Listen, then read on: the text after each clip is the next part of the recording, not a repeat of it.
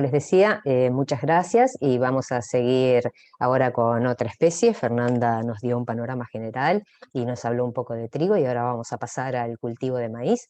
Y hablar un poquitito de los efectos del ambiente y cambio climático sobre él. Y antes de ir al temario, me gustaría que nos quede bien claro a todo el mundo eh, qué cosas son tan evidentes que por eso estamos hablando de esto hoy aquí. Lo que tenemos ahí representado en esa figura es la evolución del rendimiento en grano a través del tiempo, la evolución del rendimiento en grano general, de los tres grandes productores de las Américas, de los Estados Unidos, el megaproductor mundial de maíz, el rendimiento en grano de maíz por supuesto, de la Argentina aquí en rojo y de Brasil. Como podemos ver, satisfactoriamente todos han aumentado su rendimiento en grano. En el caso de Estados Unidos, casi de una manera imperceptible, hay un pequeño quiebre acá hacia el año 2000 en que aumenta una tasa un poquitito mayor, pero es casi constante su aumento. En Brasil, un poco más notorio, a partir del año 1995 también cambia y mejora su tasa de rendimiento en grano, y la Argentina muestra este aumento, afortunadamente, pero después de una tasa muy alta entre 1994 y el año 2004,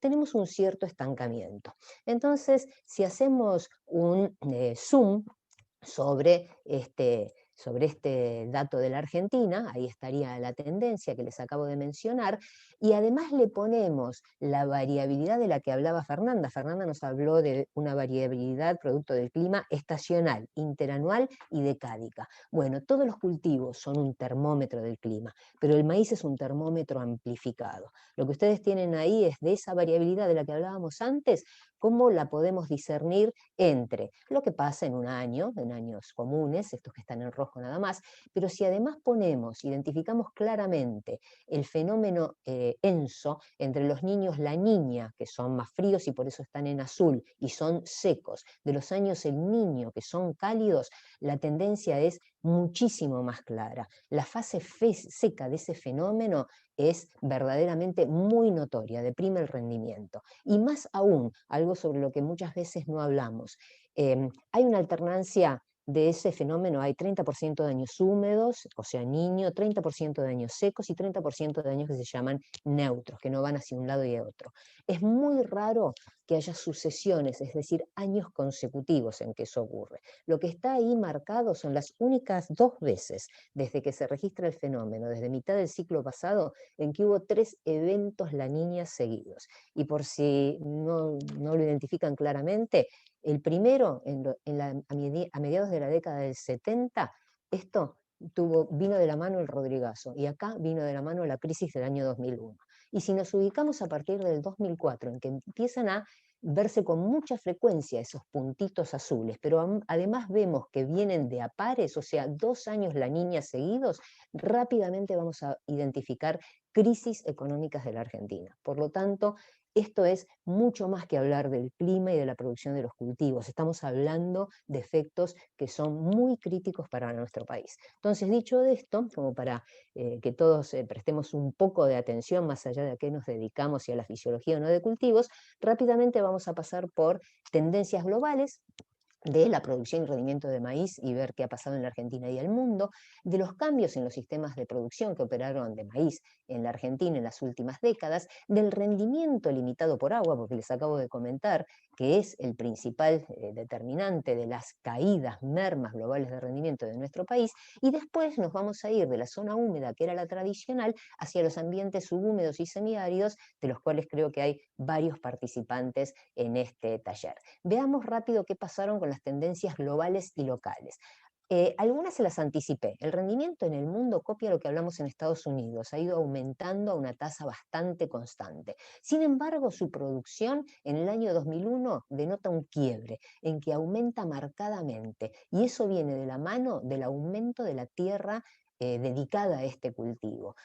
Prácticamente el mismo año el punto de inflexión, o sea que el maíz ha expandido su área en el mundo. En la Argentina ya hablamos del rendimiento, sin embargo, a la producción no le pasó lo que comenté del rendimiento, de plancharse, no, la producción denota también un quiebre como el del mundo, pero una década más tarde, en el año 2010, pasamos de las 3 millones de hectáreas que normalmente veníamos cultivando desde los años 60 a 9 millones de hectáreas, triplicamos la producción y la triplicamos de la mano de triplicar el área. Y esto tiene muchas connotaciones, porque la mayoría de nosotros creció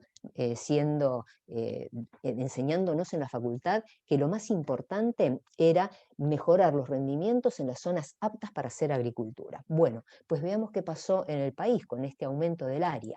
Este aumento del área, ya dijimos, el rendimiento no ha sido fuertemente responsable del aumento de producción. Si tomamos el año de quiebre 2010 y lo dividimos entre la década pre y la década post a ese momento y tomamos los rendimientos medios de esas dos décadas, vemos que hubo un aumento de producción del 43%. Y todo eso vino prácticamente de la mano del área, como les había dicho, y lo más importante, no vino del aumento del área en la zona tradicional, la zona central, húmeda, norte de Buenos Aires, sur de Santa Fe, sino que vino más allá del isoyeta de 800 milímetros. Se expandió hacia el oeste, muy fuertemente en el NOA, del cual no voy a hablar aquí, pero también en la zona central. Nos fuimos hacia la zona subhúmeda y hacia la zona semiárida.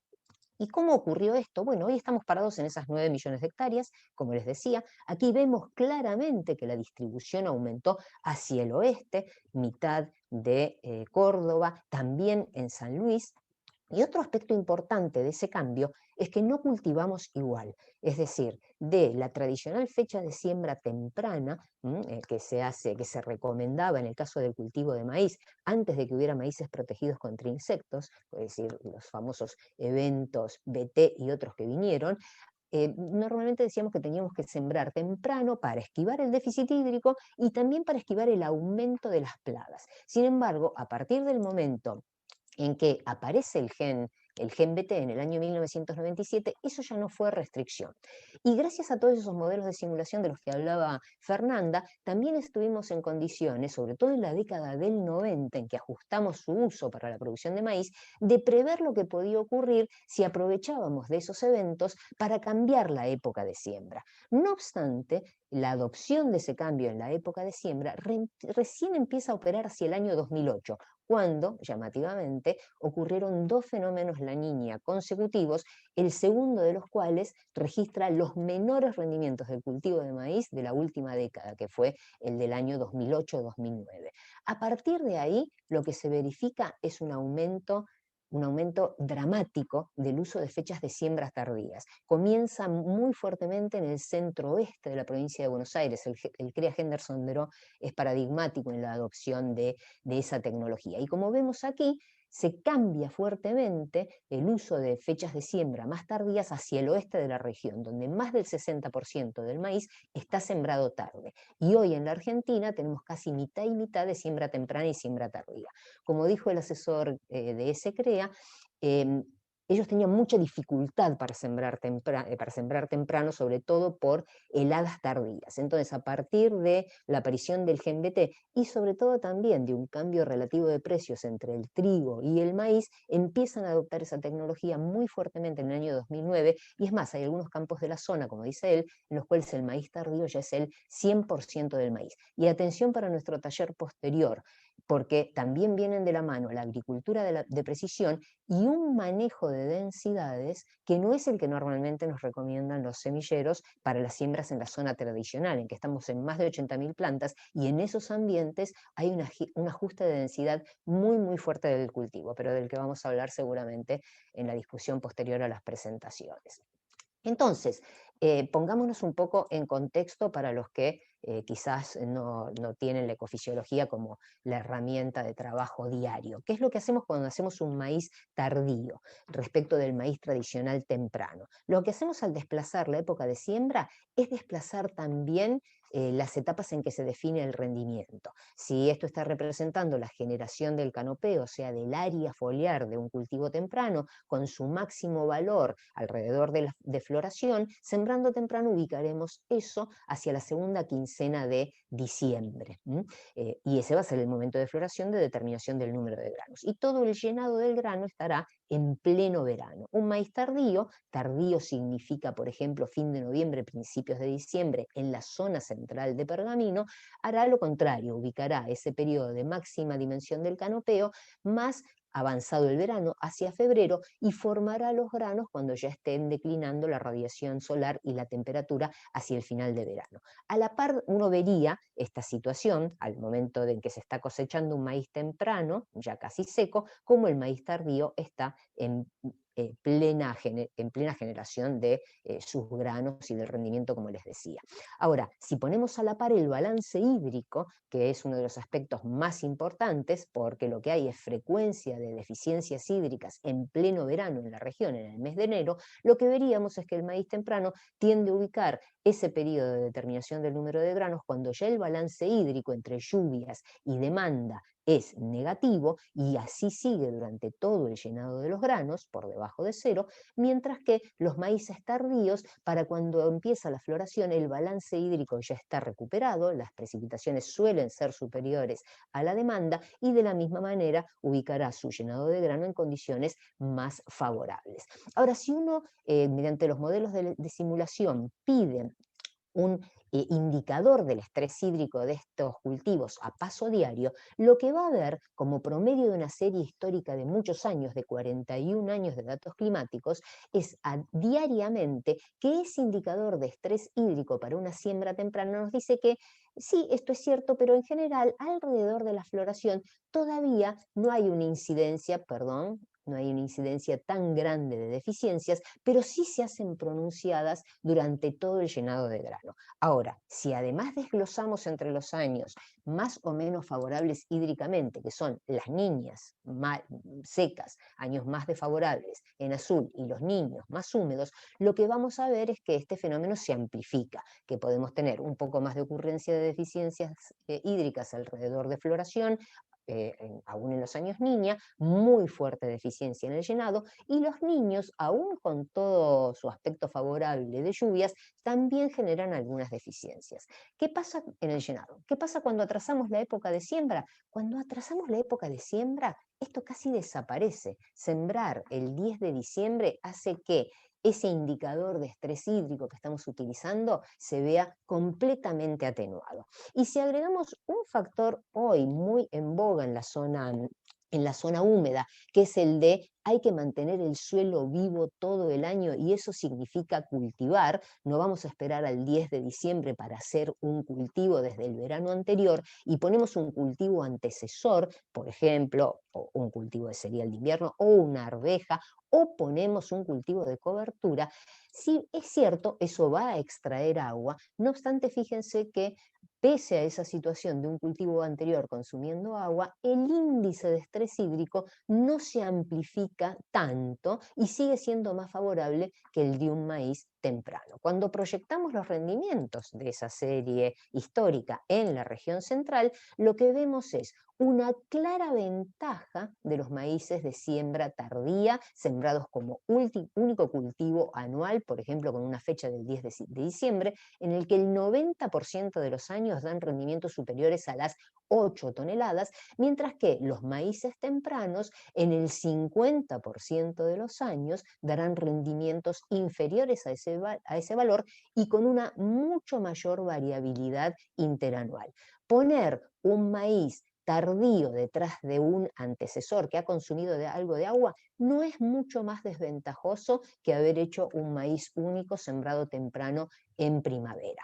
Atención igualmente con esta recomendación, o con esta alternativa, porque en nuestras simulaciones lo que sí garantizamos es algún grado de esperar a que haya algún grado de recarga del horizonte superficial para hacer ese maíz de segunda. De lo contrario, como vemos aquí, si sembramos rápidamente, de poder haber cosechado un cultivo de invierno, veríamos que en muchas ocasiones estos puntitos negros que hay por acá abajo, no lograríamos una buena cobertura, eficiencia de intercepción de luz, porque se vería afectada la expansión de generación del área foliar.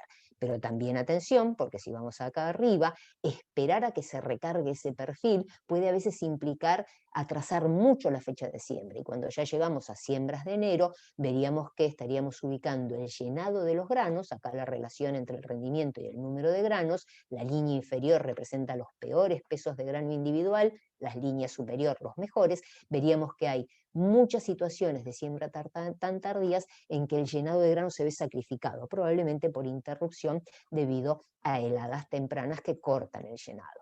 ¿Qué hicimos en los años recientes? En los años recientes, con Jorge Mercado y Maximiliano Riglos, que son amigos de esta zona, de la zona subhúmeda y semiárida, expandimos el análisis de la zona húmeda hacia el oeste, hacia Manfredi y hacia Villa Mercedes. ¿Qué ocurre en estos ambientes? Bueno, ya vimos, nos interesan porque hacia allí se expandió la agricultura, se expandió el cultivo de maíz muchísimo. También sabemos que en esos ambientes empiezan a haber otros problemas como los golpes de calor, que se intensifican mucho durante el verano y que en consecuencia ponen al cultivo ante la probabilidad de estreses combinados. Cuando miramos qué pasaba con estas estrategias de maíz temprano o lo más temprano posible versus maíz tardío y los estreses hídricos, comparando esos ambientes, esta era la foto que teníamos de la región húmeda. Si recuerden, ¿no? Para una siembra temprana, que muy fuerte estrés durante el llenado, desaparece si sembramos a principios de diciembre un cultivo único.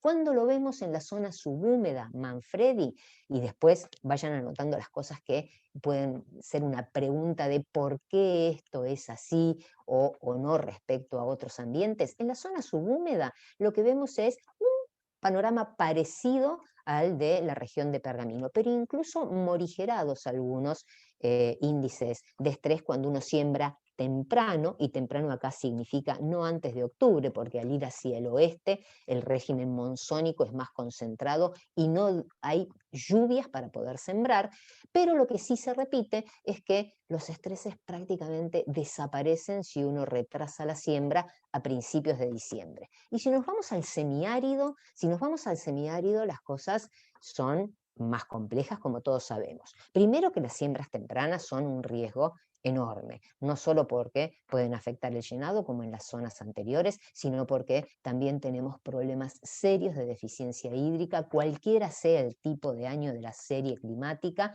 durante el periodo crítico de determinación del número de granos. Y esto está muy claro en esta figura, aumentan los estreses. Si atrasamos la época de siembra, y acá de nuevo, la siembra temprana significa no poder sembrar hasta avanzada la primavera, esperando lluvias y recarga del perfil, que normalmente ya viene seco del cultivo anterior.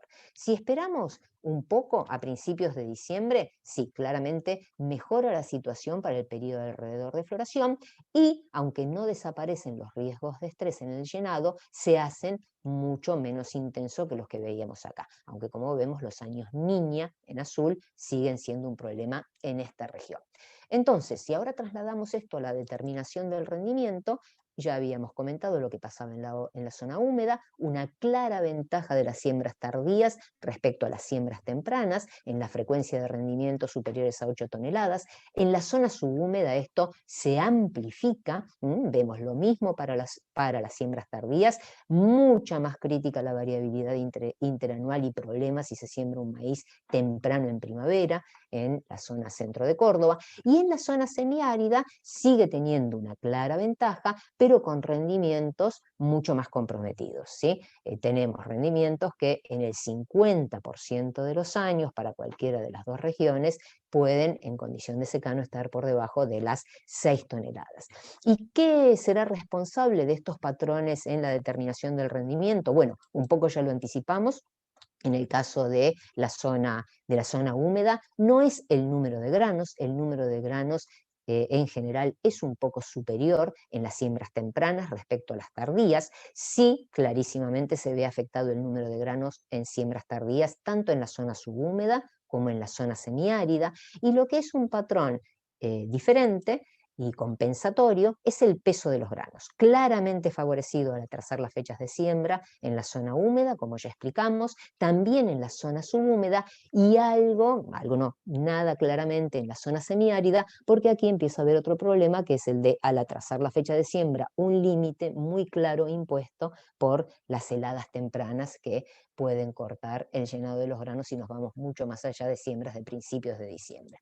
Entonces, para ir cerrando esta presentación, continuación analizamos los efectos un poco del ambiente sobre la determinación del rendimiento de maíz. Ya algunos, la parte de rendimiento y sus componentes la he sintetizado para la zona subhúmeda de Pergamino. Solo me falta comentar que lo que hace el atraso de la fecha de siembra es fuertemente favorecer el crecimiento reproductivo, que está acá, la duración de la etapa reproductiva respecto de la duración de la etapa vegetativa, que se acorta, y lo contrario ocurre en siembras tempranas, sin efectos importantes sobre la generación del canopeo. Se alcanzan buenos índices de área foliar y de eficiencia de intercepción. A medida que vamos hacia la zona subhúmeda, se mantiene esta partición diferencial del ciclo del cultivo, favoreciendo a la etapa reproductiva. Puede haber más efectos negativos de una siembra temprana sobre la generación del área foliar, aunque todavía con frecuencia escasa de una incidencia desfavorable en la capacidad de intercepción de luz. Ya discutimos también lo que era la generación del rendimiento, y cuando nos vamos hacia la zona semiárida, muchos más claros los efectos muy negativos de las siembras tempranas sobre la generación del canopeo y la capacidad de interceptar luz en la mayoría de los años de esos ambientes. Se compromete seriamente el número de granos. Eso es un beneficio para la zona tardía, para la siembra tardía, aunque sin tan claro beneficio sobre la determinación del peso de grano. Y por último, entonces lo que podemos decir es que los beneficios de esta estrategia de cambiar la época de siembra en la región templada de Argentina están muy bien respaldados por datos experimentales que tenemos desde la década de los años 90 y que los hemos podido utilizar satisfactoriamente para ajustar y emplear, aplicar modelos de simulación de uso agronómico, que las variaciones de rendimiento esperables en función de los factores climáticos las hemos podido cuantificar en términos probabilísticos. Entonces ya son una herramienta para tomar decisiones con algún criterio de probabilidad utilizando estos modelos, particularmente los efectos del déficit hídrico. Muy importante, no hay un patrón único. No es que siempre se afecta el número de granos o siempre se afecta más el peso del grano al cambiar la época de siembra. No, varía y de manera importante con la región que estamos considerando. No podemos trasladar un paquete tecnológico de una zona a la otra esperando el mismo resultado. Y por último, como consecuencia de lo anterior, que esto es un desafío para el mejoramiento, porque en realidad son dos estrategias, es una estrategia de cultivo diferente a trazar la fecha de siembra, pero además con resultados que no van a ser siempre iguales. Y hoy, por el momento, los programas de mejoramiento siguen teniendo, principalmente atendiendo a la región central, y en su distribución de lugares de testeo todavía predominan las siembras tempranas. Bueno, esto era más o menos lo que quería sintetizar como para después tener herramientas para utilizar en la discusión y en el taller. Muchas gracias. Bueno, muchas gracias María Elena, también muy interesante.